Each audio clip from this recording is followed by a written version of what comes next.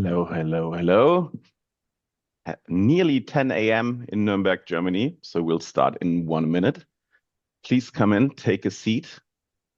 As you might see already, like we have some festive motives in our PowerPoint presentation today. So you will see some special holiday stuff. The hype is real. So as I speak, like we're turning 10 a.m. Hit those emojis. Like if you know me from previous sessions, like this is what I live for. Like whenever you think it's great or not, like just hit the hearts, hit the thumbs up, whatever. And obviously, thank you for the love. This is what we want. Speaking of love, I would love to see the next slide, please, for our presentation today. Like I already hinted towards, you could know me by now. I'm Dominic. I'm a product manager for PRTG. Been with the company for quite some while, and as you can see, later today, my other colleagues are wearing special holiday celebrational gear, and I have my background here. No, it's this side. It's perfect. Like I'm sure you will love it. But obviously, we're here not only for fun, but also for hard PRTG facts. And with that, we go to the next slide. We have some housekeeping to do. Again, like nothing of this will surprise you if you've been with us before. Like all participants are muted throughout the sessions, but you can ask your questions throughout in the chat. We will try to answer some of them in the background. And at the end of the session, like we will have around 45 minutes of presentation for you, but we will also have some time for Q&A. And if you want to read up, if you want to watch the presentation afterwards, or if you ever do not have the time to participate live, like we always follow up with an email afterwards, with the recording afterwards.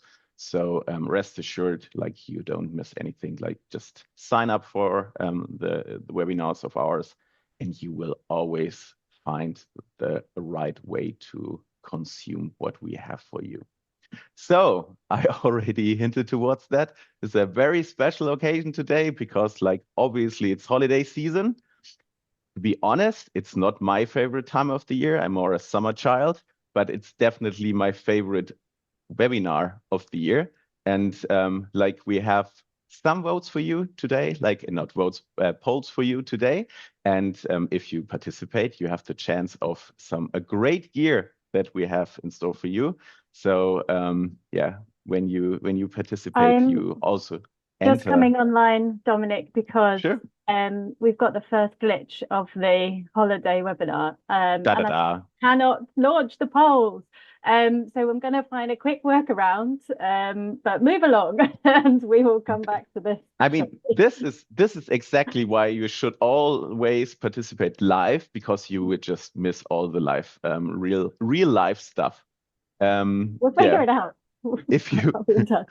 if you ever find me in a bar, I will also tell you the story about how we panicked and up until like 1 minute prior because Zoom did not work. But rest assured, like we will get you your merchandise in any way. So some love, some hearts. This is exactly what we want. Real humans who are hopefully like doing a great job giving you insight into PRTG, like what we did 2025 and what we will do in 2026 in the next 45 hours. So as Natalie is figuring out how to do that, we will go to the next slide, please. And obviously, like we have an internal presentation also, and where what I say there is I'm just the executive producer of this, but the real Hollywood stars are others. And today we have 3 of them, like a great crowd. And with that, I just hand over that they introduce themselves quickly. So Jonah, please. Thanks, Dominic, for the great introduction, and happy holidays, everyone. I'm Jonah Cowell, SVP of Product Management and Design, and I'm coming to you from Florida, where it's 4 in the morning. So forgive me if I haven't gotten my coffee down. Thanks a lot. Jörg, over to you. Hi, my name is Jörg Hollerith. I'm a product manager at Paessler. I'm based in Nuremberg, Germany. And here it's 10 o'clock, so I already had my second coffee. Max, your turn. Max Kreiner, also from Nuremberg, wishing you a nice Christmas time and happy to provide some reflections and outlook today. But like how many coffees today, Max? Like the obvious. It's a secret. What? It's a secret. Okay, I will find out and just spoil it later. So, like all bets are off. Please go to the next slide. I already said this, like we, as it is proud tradition with our webinar in Q4, like we will look back in the year to the year 2025 and what we have done so far, but we will also give you a glimpse of what's to come in 2026. So I think this is always a good mixture. And with this, I hand over to our speakers. Great. Thanks, Dominic. I'll take over for here and just wanted to give you a little history of what we had happen this year in terms of our product and our releases. So the first thing is that we had 6 stable releases. You can see the version numbers here. And we also had 6 releases of the multi-platform probe, which has its own release schedule and its own release notes. So you can check those out. We're always building new things on multi-platform probe, and it can be deployed independently of the rest of the product. And that also is important for the future because we're starting to decouple things in PRTG where we can speed up release cycles for certain things. And the multi-platform probe is one example of that. We also have all of the extensions in the bottom left. Just wanted to call out specifically the data exporter releases this year where we supported Grafana and made a lot of enhancements in that product as well. But also lots of new features in multi-board as well as the other extensions. If you need a recap of those, we talked about them in Q2 and Q3, so you can get a replay of those or check the release notes.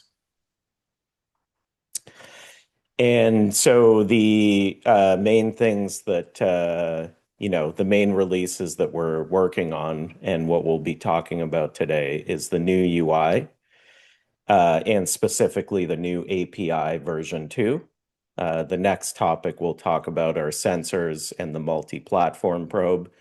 And of course, we'll dig deeper into the PRTG database, which is currently in a private release right now, which we'll talk about towards the end, but it'll be coming to all of you very soon. So those are the topics of the day. And with that, I'll dig in a little bit about API v2, which is kind of the underpinning of our new platform and what drives the new user interface. We're already starting to get some great questions, so keep the questions flowing in. But let's talk about the old API, which we call version 1, and the new API, which we call version 2. On the old API, it evolved organically as PRTG evolved. This was when APIs were kind of a new thing. There wasn't standards. The best practices weren't necessarily there. So if you use our older API, you'll notice that there are different data types, data formats that you have to feed in and get out of the API. The new API is built in a modern way where it's all consistent, well-documented, easy to plug into various tools if you're doing any development. And it also makes it easy to work with LLMs if you're writing code or scripts. And the idea is that, we're trying to build everything in the new UI on top of the API. So strategically, that means that everything in PRTG that you can do in the new UI is going to be things that are in the API. So that's the goal and how we've designed it. We're already getting questions on this, but the other main objective is around performance. So the issue is if you've used our first API a lot, it can slow down your core. It can be, slow itself. With API v2, we're running inside a separate application server. So this allows us to decouple the work that the API is doing from the database itself. So there's big performance implications in that. And we'll get into that a little bit more, but it's definitely a much more modern architecture that allows you to scale it far better. And then the developer experience obviously is improved. So if you're doing any kind of integration work, it's much easier with the Open API spec to load it into various tools and to work with it. So it's a pretty extensive rework and is one of the bigger projects that the company's been doing for a while. So that's a little comparison between the two. So to give you an idea of what we did with the API version 2 this year, devices and groups are fully implemented, so you can currently use those. We have a lot of the implementations done on probes, sensors, and channels, but there's still more work to be done there. So the question is, when can everything be done?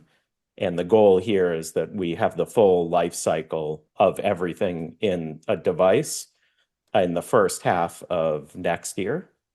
And this will allow you to do everything with devices and groups and anything that you can possibly think of. But there's still a lot of gaps. There's still things in API v2 that are not there.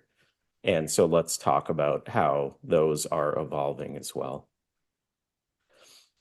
Yeah, you can go to the next. Thanks. So the overall outlook for the new API is, as I said before, the full life cycle of devices, sensors, probes. There are going to be some enhancements also in the first half of the year around auto discovery. So those will all be in the API as well, so that you can manipulate and manage the auto discovery, including a new workflow, which we'll talk about more in the next webinar. And the other big thing that we are working on in the new UI is modern reporting and dashboarding. So we know this is all your number one request. We hear it loud and clear. And this is something we're prioritizing. It'll hopefully be out in the early part of the second half of next year.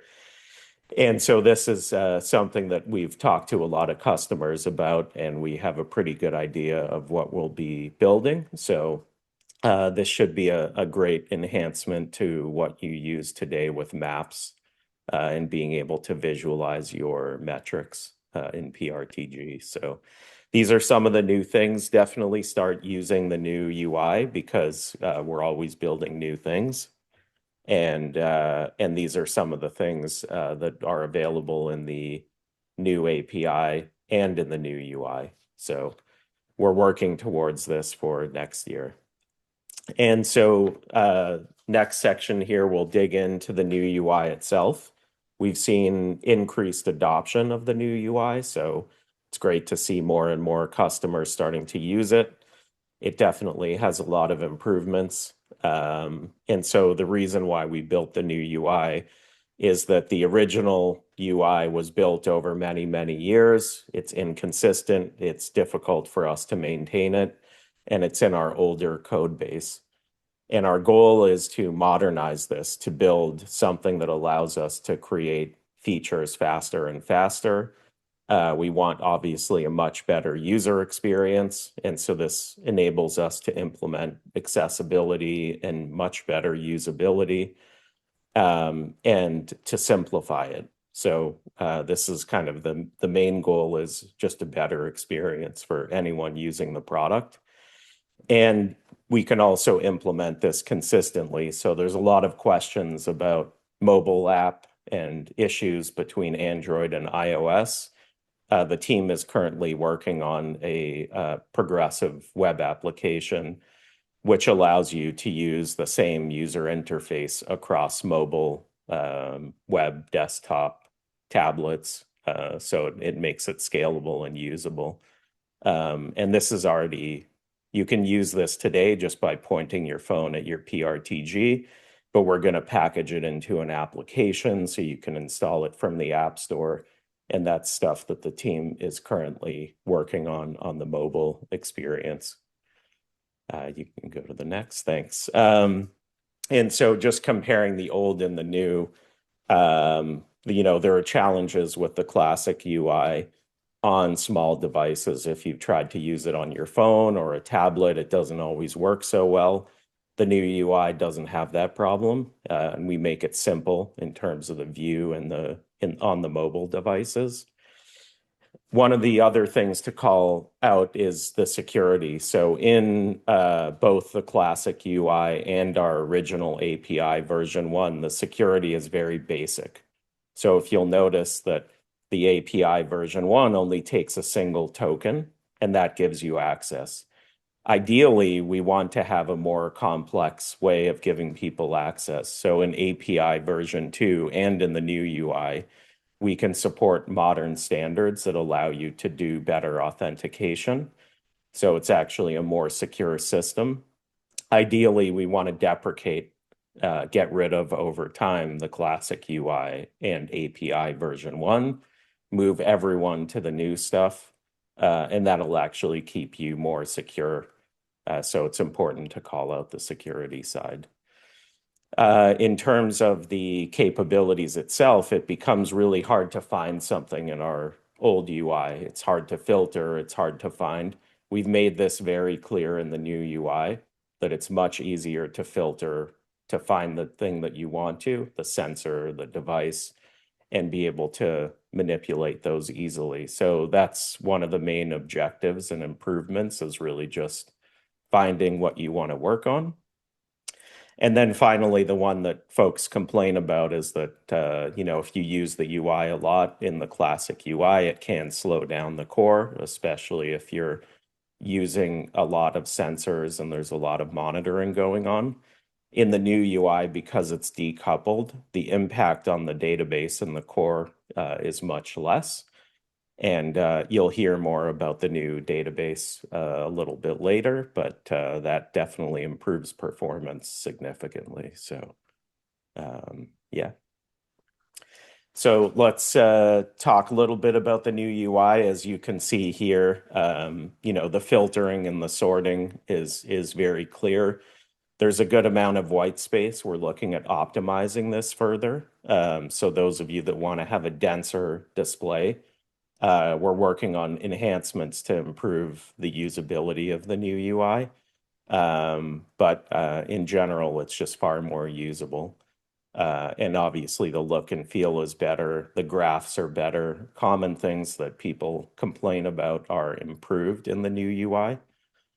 So definitely give it a try, especially if you haven't checked it out. You can go to the next slide, Max. So just to highlight some of the other pieces, the navigation is on the left-hand side. And this allows you to look across your reports and your maps and your tickets and your settings. On the top is basically the display status of what sensors are doing. And then on the right-hand panel is where you're actually manipulating the things from the tree on the left. So that's the general flow. You can also move this slider left and right to give yourself more room if you're dealing with a very big tree or you're dealing with a lot of data in the right-hand panel. So these are kind of some of the highlights of the new UI to pay attention to. You can go to the next, thanks. So just in case you don't see this little button that says Open New UI in the top right-hand side, you do have to turn on the app server if you don't see that button. If you have a newer installation, then you will already have this activated. It's going to be there by default. The idea is that eventually we will activate it on everyone's installation, which we kind of explain the timeline here. So right now you can activate it, so it's opt-in. However, in 2026, it will become the default, where you can opt out if you want to access the old UI. So there's a little button on the bottom right on the settings, and this allows you to activate the new UI and the API. So we're slowly phasing this in at this point. A couple of the new features coming in the new UI in early 2026 is a better view of your consumption and your licenses. So you can see very clearly how many sensors you have licensed, what your consumption and usage is, and obviously an easy way to get in touch or self-service upgrade if you need more sensors. So this is an enhancement that lots of folks have been asking for. And then, of course, you can see this same view across different device types. And one of our big goals is to bring the new mobile experience, which I mentioned before, to all different device types. So this makes it much easier to have a consistent user interface, getting all your alerts and notifications on your mobile devices. This is something that we are working on for the first quarter of next year to come out with new apps as well. So lots of other things that we're also working on is making the trial better, providing more guidance in the app. There's some really nice new features coming up there. The auto discovery is a huge piece that we're working on, which will make it much easier to have continuous auto discovery, to get additional sensors to find things that you're not monitoring in your environment. And then, of course, better dashboarding and reporting. These are kind of the big things that we want to deliver in the new UI and the user experience for 2026. There's a lot more. And if you have small things, little things, we'll talk about sensors, which are obviously super critical. You can name your own features. You can look at what people are suggesting inside of user voice.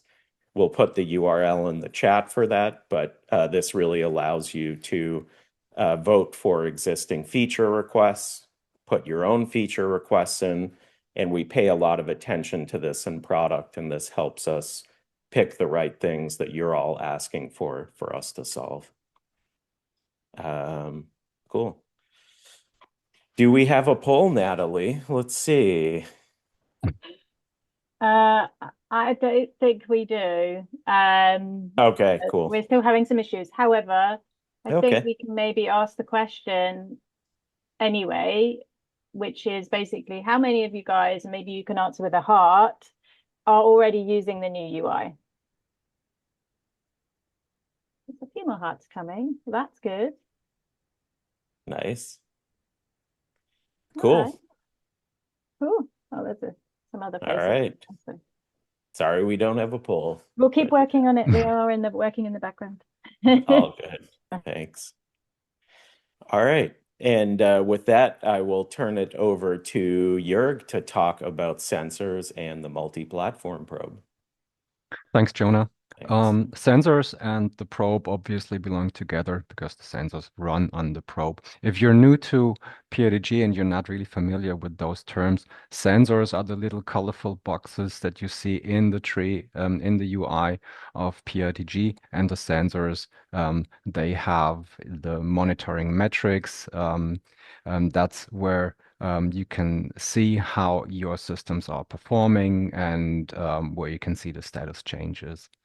The probe is the monitoring engine, and that's also the part of the system that helps you set up a distributed monitoring system. For the past couple of years, the Linux probe was one of the highest ranking feature requests, and therefore we have started to develop a probe that is capable to run on Linux systems, because that's an industry trend. More and more Linux systems can be seen out there, and in the past we've had only a classic probe that runs on Windows. So let's take a look at it side by side. And what capabilities have we developed with this new probe? Well, the classic probe, like I said, it was a Windows system only. Now we have, with the multi-platform probe, as we call it, a system that can be installed on Linux and in container environments. And for 2026, on our roadmap is that we also have this probe on Windows to make it fully multi-platform. The usage scenarios, I've already talked about it, are distributed monitoring environments.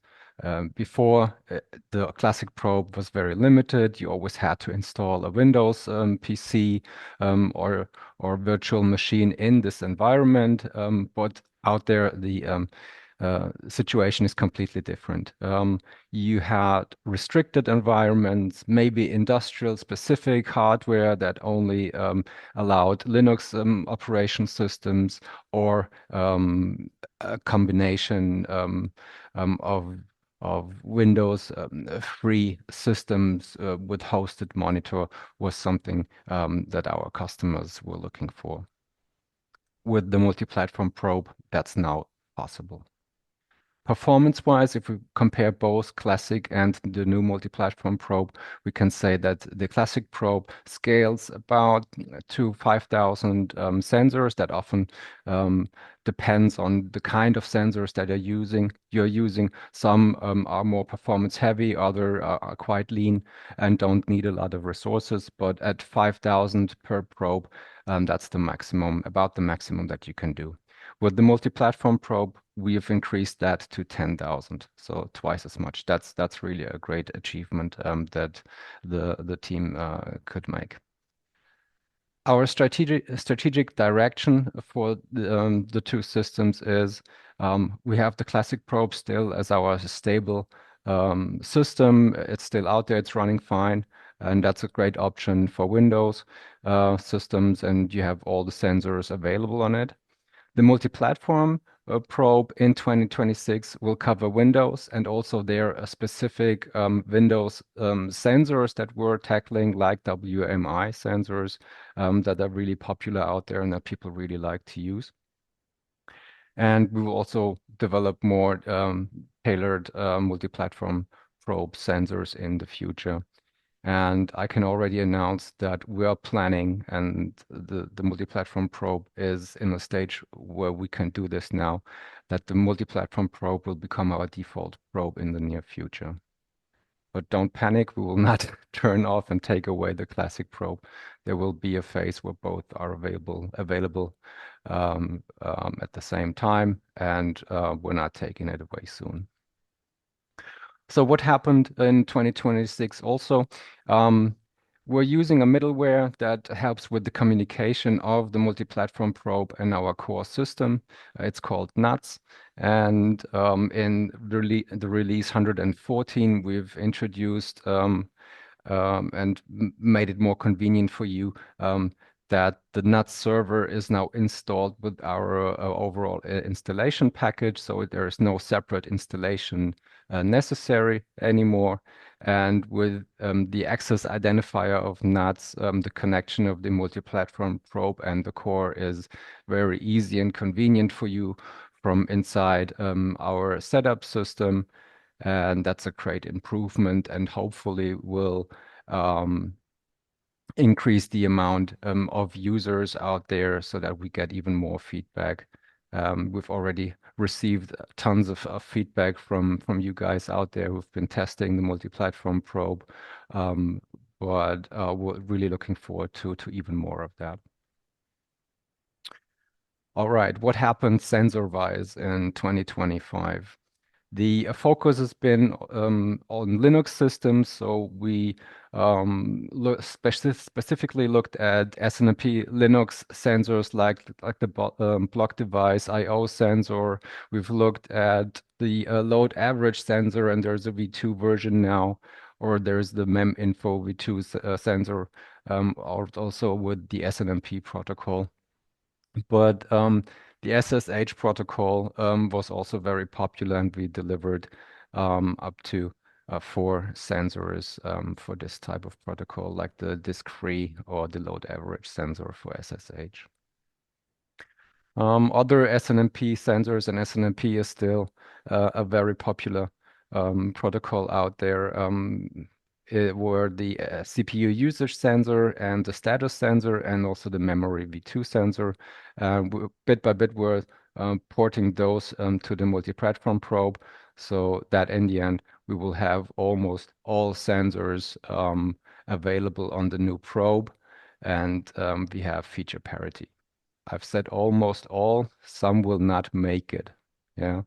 We already have a list of deprecation candidates. If you're running one of them, don't freak out. There will be workarounds, and we will make sure that your monitoring use case is covered. If you want to participate and hand in more ideas of sensors, then use our user voice feature request portal. I think we will share the link to it. If not, a Google search will always help.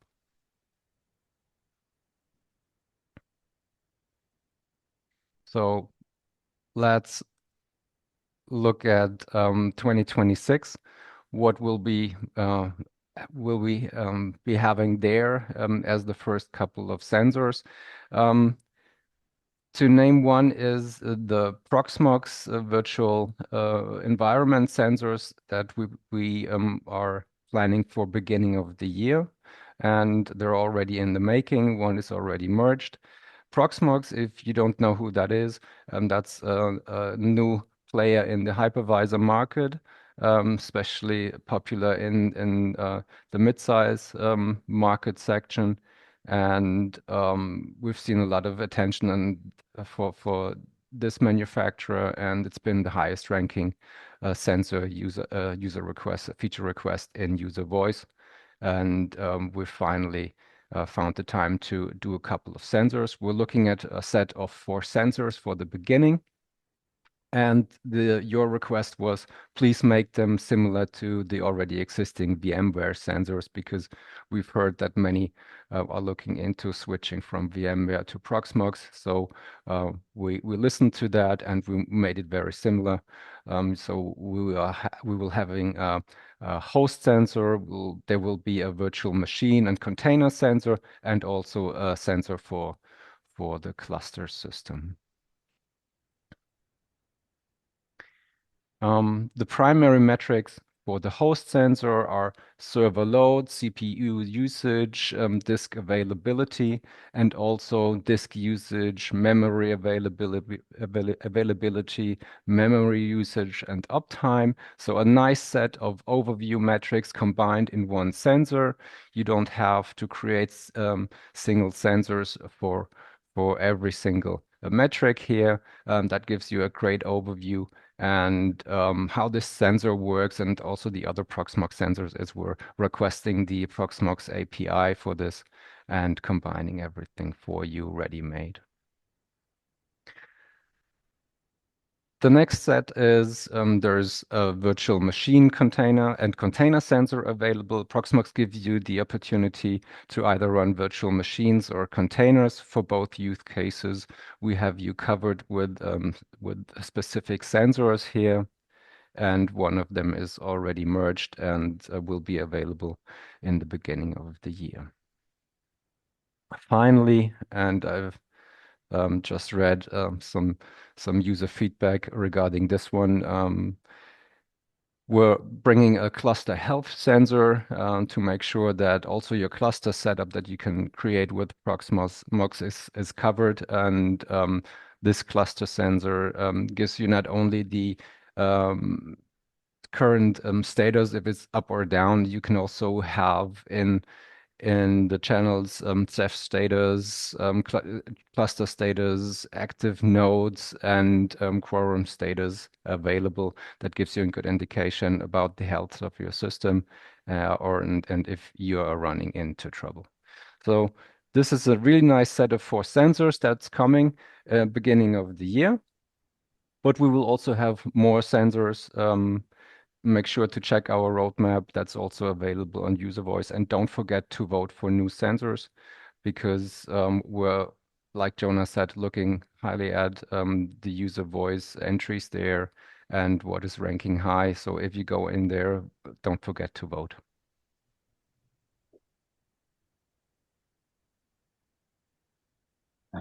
Thank you, Jörg.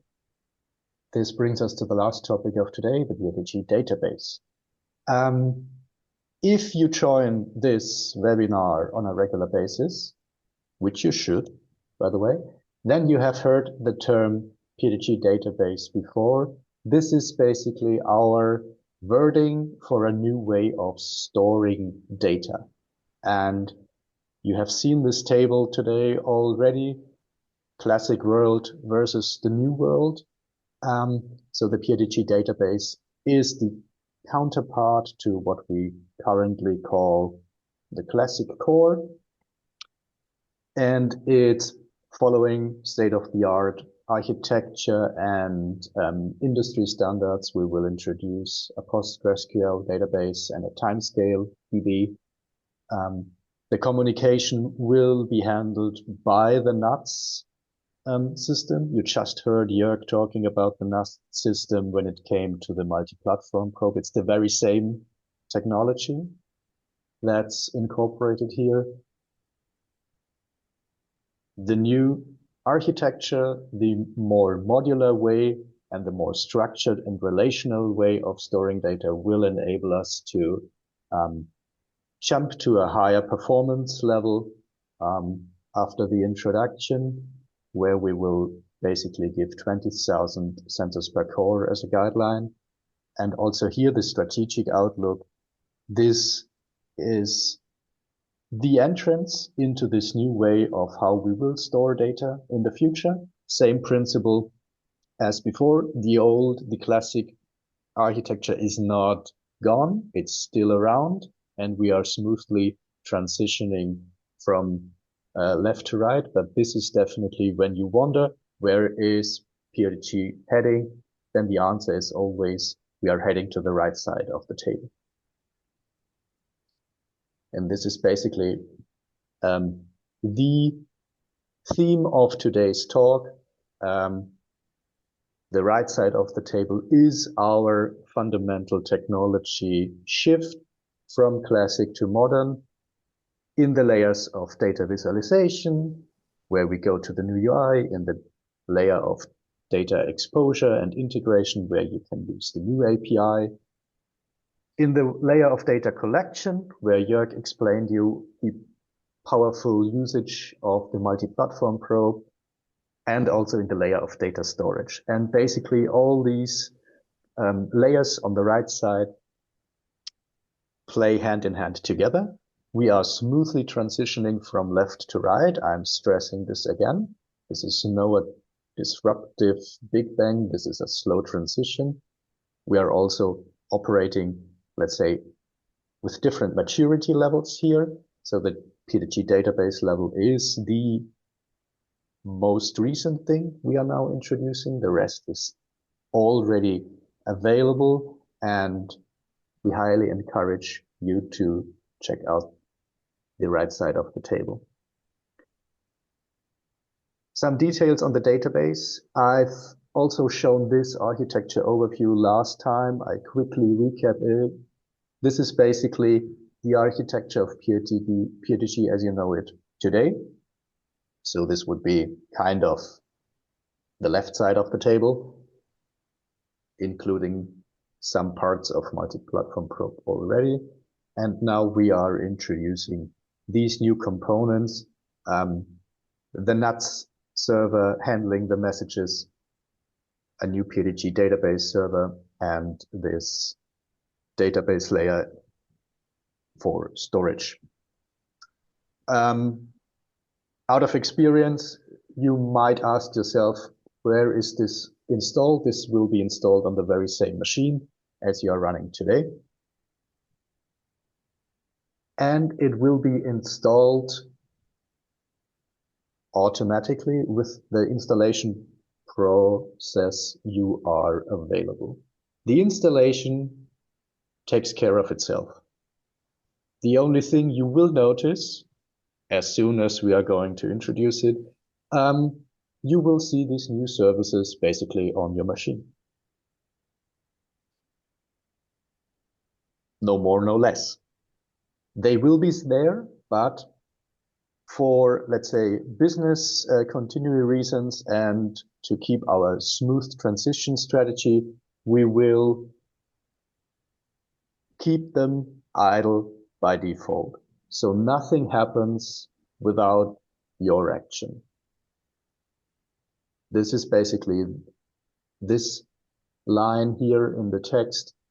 By default, PRTG will continue to operate in classic mode. This is your key message. The rest is up to you. And these actions basically can divide it in kind of two topics. It's a topic of activating and a topic of migrating. And just some pre-information today in this webinar. This is something you haven't seen in the past webinars. This is basically new information to give you an idea how these two steps will work. And these two steps will be initiated by you the moment you feel comfortable with it. The activation process is something where you will have a planned downtime. It requires a pause of your monitoring system. And then you use a tool we deliver out of the box to activate the database. There is extensive documentation. There is basically a classical man page for this command line tool that guides you through the process. And when you activate the PRTG database, your PRTG configuration data gets copied and it is basically ready for running. The second step is a migration process. This refers to your historical data in the classic world. If you want to reuse this data in the new storage format, then you have to trigger a migration process. Also here, there will be a tool available for that guides you through the process. And this is to show you today there will be extensive documentation available, but there will also be basically a very distinct time where you should tackle these endeavors. So plan according to your business needs. You are in control. We are not disrupting anything early next year.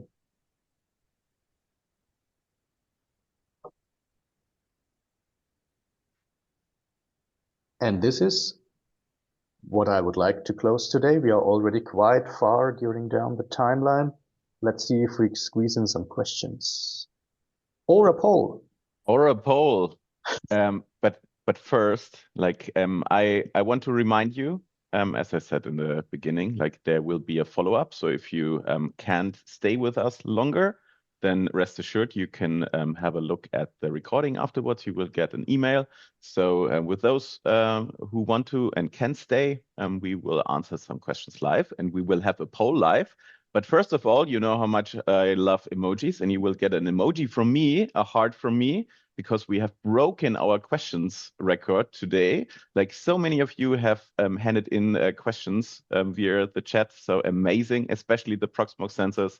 The hype is real. So thank you very, very much for that. And also, as you can see, your feedback and your inquiries are very, very much seen. So thank you, thank you, thank you. With that being said, we also thank the PowerPoint gods that it seems that the polls are running, aren't they, Natalie? Yes. I see a poll. Yeah. So now. PRTG database, when do you plan to switch? This is like in the sake of time, I won't go through every answer, but you like take a couple of seconds and then put in your answer. And as Max already pointed out, like we can't stress this enough, you're completely in charge. Like we will force nothing upon you, like you will have immense time to prepare. to your needs, your business needs. But we are nonetheless very interested, as you can see, like a lot of great stuff happening, evolution of PRTG in 2026, and the PRTG database is just one of the new pillars, the new foundations of PRTG that we are working on. So, Natalie, I think we had enough time if you can share the results with us. And 46% of you have said within the first 3 months. So definitely a great sign of trust from you guys. Like, it always makes sense to wait for the initial stability patches. Like, this is very much true, but for all software. But at the end, like, definitely a positive reaction from you guys. Thank you very much. And then I believe, Natalie, we have a second one, don't we? Yeah, So it should be on your screen now. which of the features that we presented to you today are you most looking forward to? So this question is very near and dear to my heart. And what can I say? They're internal bets. Like, there's a lot of money on the line also. So don't let me hanging. I'm just kidding, obviously. But I'm very, very interested in your opinion on that. And I would say we'll give another 5 seconds. And then we'll also display the answers. 3, 2, 1. And the winner is modern dashboards and reporting capabilities. I can't say that I'm surprised, but I can assure you, you will be satisfied what we will offer next year. So, stay tuned. Always attend our webinars to see as first, get the first glimpse of what we have for you in store. So thank you for that. And with that being said, we're heading to the next slide. And it's our festive Q&A. So as you can see, we're already a little bit late, but I would say we tackle at least 3 questions from the audience, and then everything else will be followed up via the chat.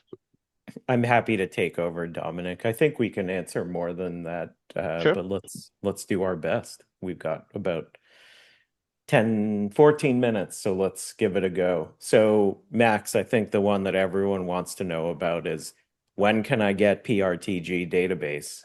So I know we're doing our best, but what do you think, Max? What would you put your vote on? In the Q3 webinar, so the ones you guys hopefully did not miss, I called out for version 116. And if you paid attention, then Jonah was presenting that we are currently on 114. So I expect the first iteration will be out in the next release. Remember what I said, it will be very silent. It will be basically installed, but idle. But count on basically 26 right out of the gates. Sounds good. Thanks. So the next question, Jörg, I think more comes along for you is we're having a lot of questions specifically about WMI support on MPP, and this is obviously the thing that you were highlighting when you mentioned that it would support Windows. So maybe you can give us a little guidance on WMI and enhancements there. WMI is a pure Windows-focused protocol. Was moved a bit out in the past because we've had no Windows multi-platform probe ready. Now that we want to do this, it obviously makes sense to combine both efforts. So the probe team will create the Windows probe, and the sensors team will start working on a WMI package. So that we can tell the full story of having a Windows probe with the Windows-focused sensors on it. Of course, you can always use SNMP and also other protocols, some of the REST sensors that are already available, for example. But Windows sensors are delivering far more details about your Windows sensors, and that's also why we want to support the WMI sensors now.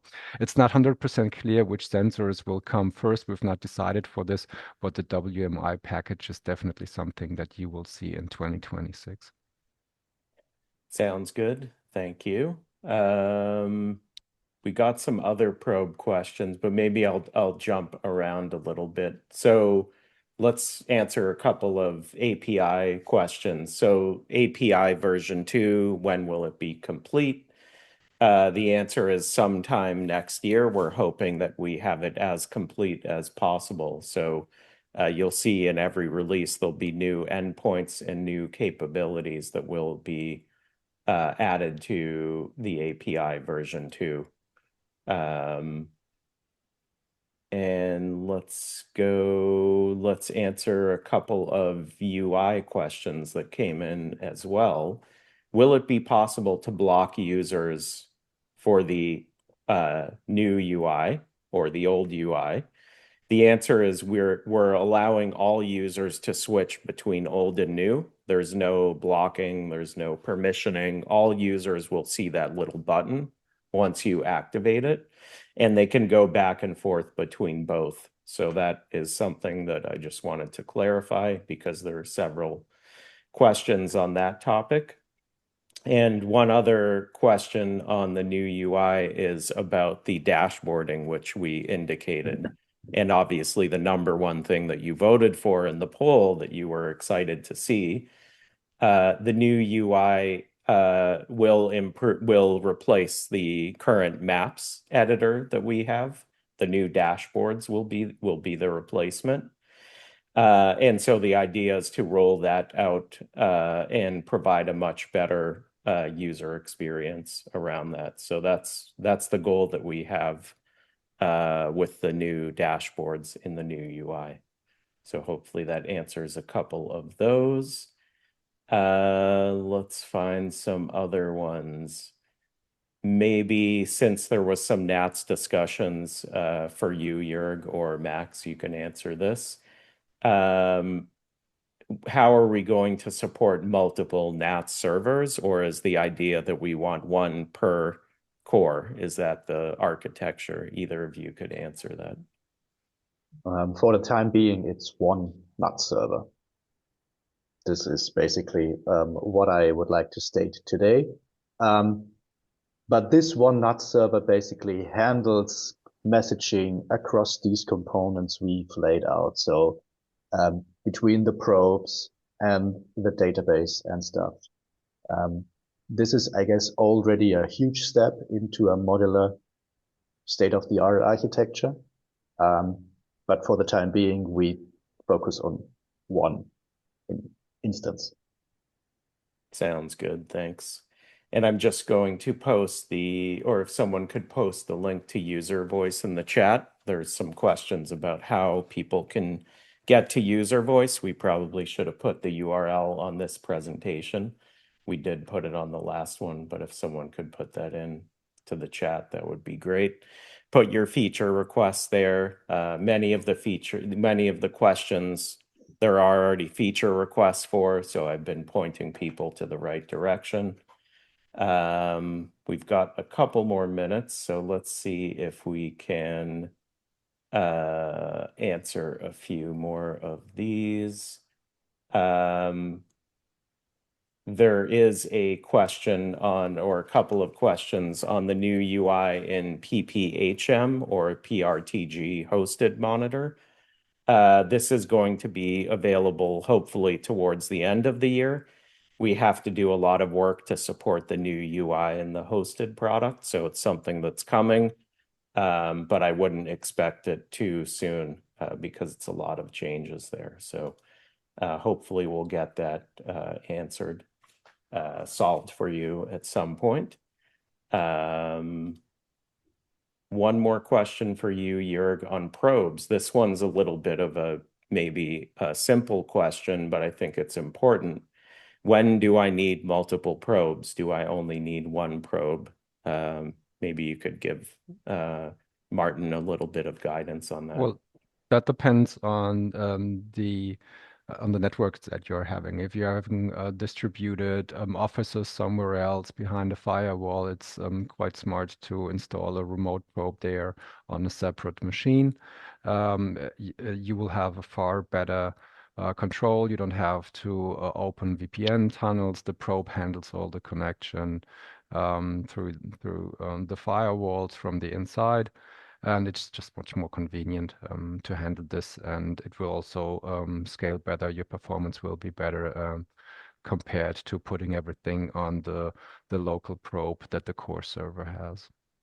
Yep. So yeah, distributed monitoring. And with other competitors, you can see this being charged extra with PRTG, multiple probes or as many probes as you want to have are included in every subscription. Yeah, and of course with the multi-platform probe, we have a much higher scalability, as you mentioned. But the other thing is with WMI, we'll also see much better performance. So there's a question here from Alexander about the limitations that we have today on the classic probe with WMI. So we should see much better performance with the multi-platform probe. But since we haven't done that work, we can't exactly say that, but it seems highly likely based on what we've seen. So just wanted to add that in there. So this is a question I don't actually know the answer to, Jörg, but maybe you do. That's also on probes. Will there be a way to roll out a new probe on top of an old probe? Like, how does that work exactly when people are migrating to multi-platform probe? Yeah, because we have the extra component of the NAT server, I think that's going to be very difficult.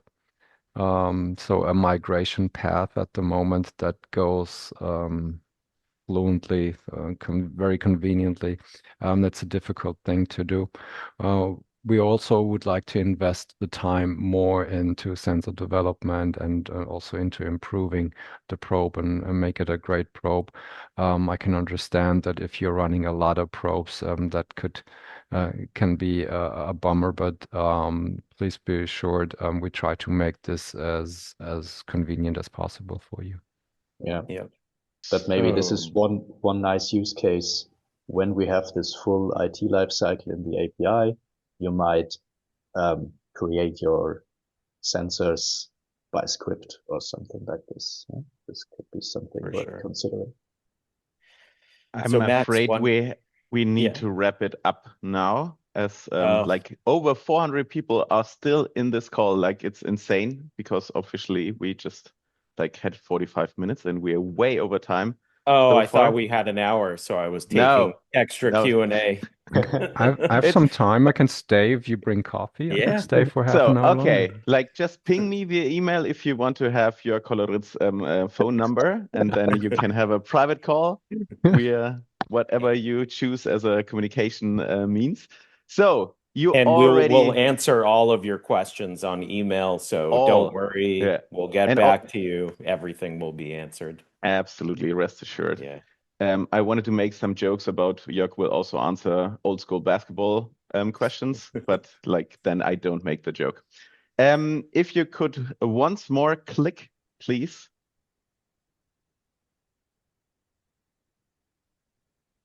Or not. I mean, I'm all of already you, on Christmas vacation. all of you are winners, and as I can see by the emoji showering that we are experiencing at the moment, and I can stress this enough, I love it. Like, it seems that you liked what we presented, and we are all winners. But Natalie will pick some winners from this session, and those will get some presents from Santa. Fred? Doesn't work like that, does it, Natalie? So, yeah. You should see online in the chat. Yeah. So, like those of you who can see your name, rest assured you will get something great in terms of PRTG merch. So, that being said, that's it for today. I think we have one last slide which just says, this is it. Isn't it an album by The Strokes? It is. So thank you very much for sticking with us in 2025. And thank you so much for all your feedback, all your love throughout the year. And as we experience once again today, you are as excited as we are with what's to come in 2026. And like, it will be a big one. Like 2026 is really shaping up to be a historical year in PRTG, in the PRTG history. And I and everyone on this call is very much looking forward to see what great things we can monitor together in the future. Thank you. Heading out. Enjoy your holidays. See you soon. Bye-bye. Thank you. Bye-bye.